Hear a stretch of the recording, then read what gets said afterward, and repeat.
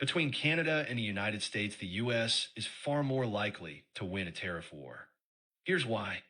Why the US has the advantage. Larger economy.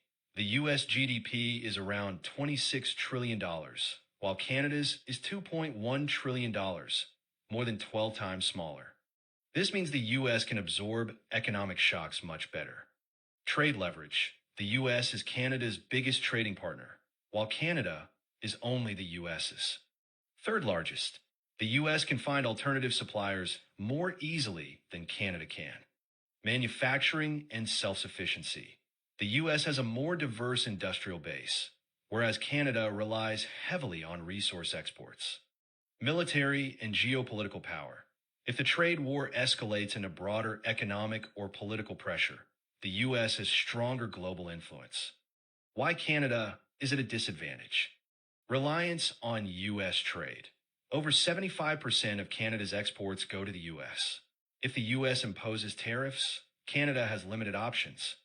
Smaller market. Canada has fewer consumers and businesses, so it can't retaliate with tariffs at the same scale. Limited alternative trade partners.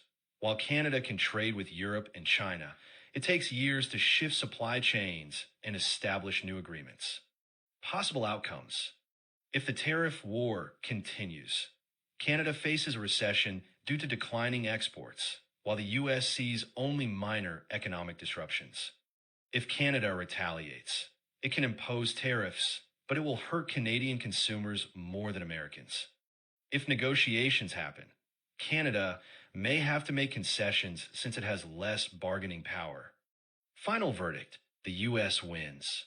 While Canada might hold out for a while, the US economy is too large and resilient for Canada to win a prolonged tariff war.